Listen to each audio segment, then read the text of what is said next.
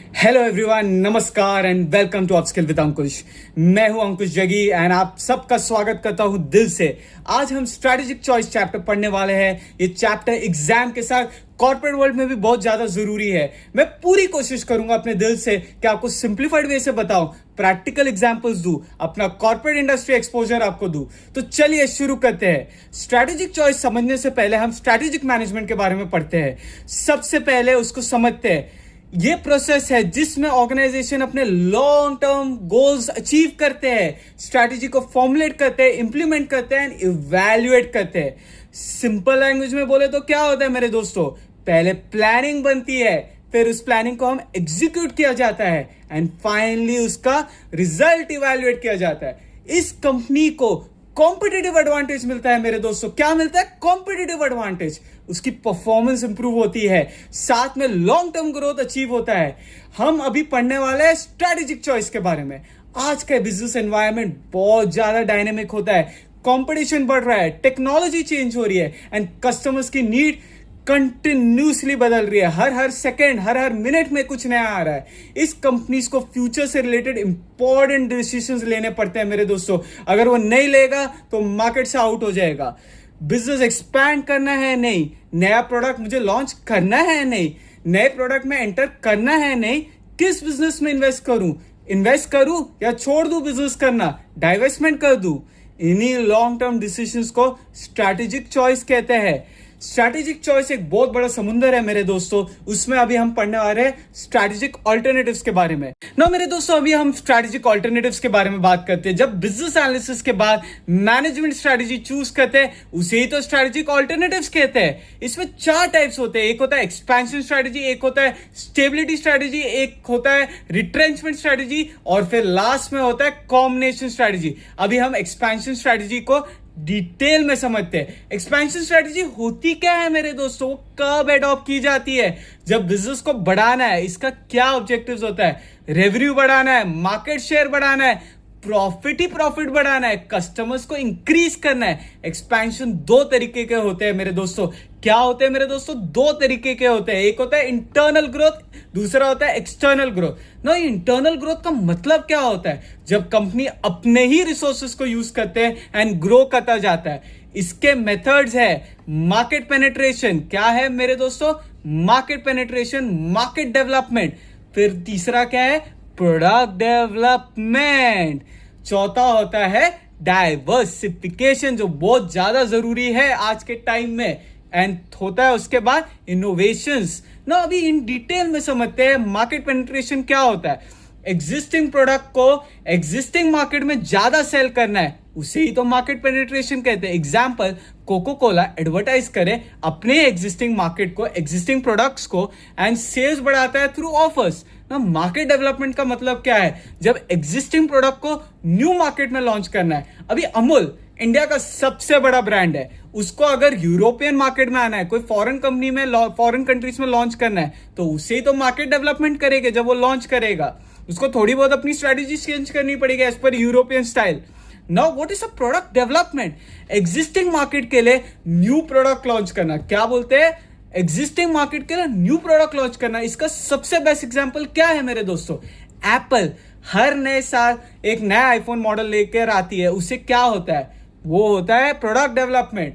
ना सबसे इंपॉर्टेंट, सबसे जरूरी जो मेरे हिसाब से डाइवर्सिफिकेशन। डाइवर्सिफिकेशन का मतलब क्या है? आप खुद सोचिए। न्यू प्रोडक्ट्स और न्यू मार्केट में एंटर करते रहना चाहिए।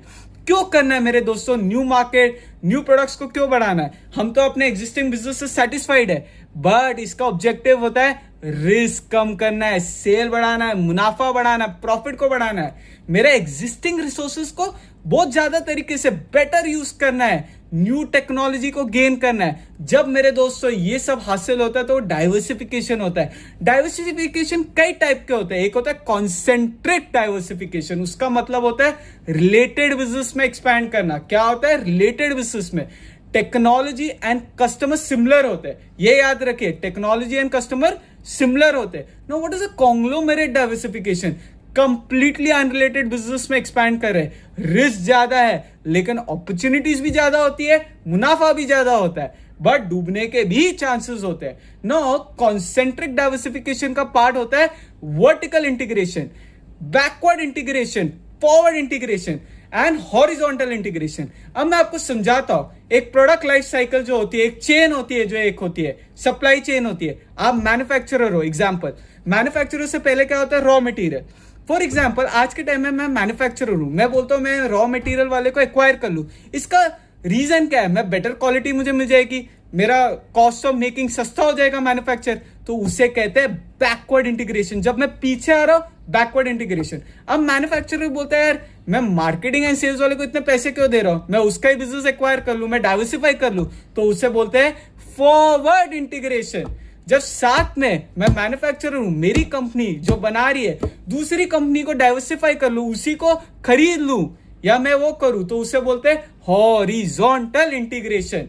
नो, ये सब चीजें मैंने कर लिया तो इसकी बेनिफिट्स क्या होगी, मेरी प्रोडक्टिविटी बढ़ेगी, भले वो मैं कॉन्ग्लोमरेट हो या मेरा कॉन्सेंट्रिक डाइवर्सिफिकेशन होगी, मेरे को कोर कॉम्पिटेंसीज मेरी बढ़ेगी, मेरी कॉम्पिटिटिव एडवांटेज मिलता है, न्यू कस्टमर्स मेरे अट्रैक्ट होएंगे। आप मेरी बात बोलिए, मेरा market share and market growth बढ़ेगा। मेरे दोस्तों ये तो बहुत इंपॉर्टेंट होता है। This is internal growth. Now what is the external growth? External growth वो होता है जब कंपनी दूसरे ऑर्गेनाइजेशंस की हेल्प से एक्सपैंड करती है ना। इसमें मेथड्स क्या है, मैं मर्जर बोलूं ना। मर्जर क्या होता है, आपने बहुत बार मर्जर एंड एक्विजिशन सुना है। दो कंपनी मिलकर एक बिजनेस बनाता है, उसे मर्जर बोलते हैं। ओके, एक्विजिशन ये होता है एक कंपनी दूसरी कंपनी को परचेस कर लेती है। ये हॉस्टाइल भी हो सकती है या खुशी खुशी हो सकती है ना। स्ट्रैटेजिक अलायंस क्या होता है मेरे दोस्तों, टाटा एंड जब स्टारबक्स साथ में इंडिया में आए थे, वो best example of strategic alliance है। दोनों कंपनीज आए, अलग अलग कंपनीज आए, साथ में मिलकर इंडिया में ऑपरेट कर रहे हैं एंड सबसे बढ़िया कॉफी चेन उनने इंडिया की बनाई ना। ये बहुत इंपॉर्टेंट चीज होती है about our strategies, diversification, whether it is internal and external ना। अगर आपको याद होगा, हम लोग ने एक रिट्रेंचमेंट स्ट्रैटेजी बोला था। दोस्तों, हर बार बिजनेस ग्रो नहीं किया जा सकता है। आज इतने टेंशन है, वॉर चल रही है, आपका ऑयल का प्राइस हो रहा है, कंटिन्यूसली लॉसेस हो रहे हैं, आपका मार्केट शेयर कम हो रहा है, फाइनेंशियल प्रॉब्लम्स आ रही है, धंधा अभी मैं नहीं चला सकता। ऐसी सिचुएशन में क्या होता है, आप रिट्रेंचमेंट स्ट्रैटेजी अडॉप्ट करते हो। अभी रिट्रेंचमेंट स्ट्रैटेजी क्या होता है, एक टर्न अराउंड होता है।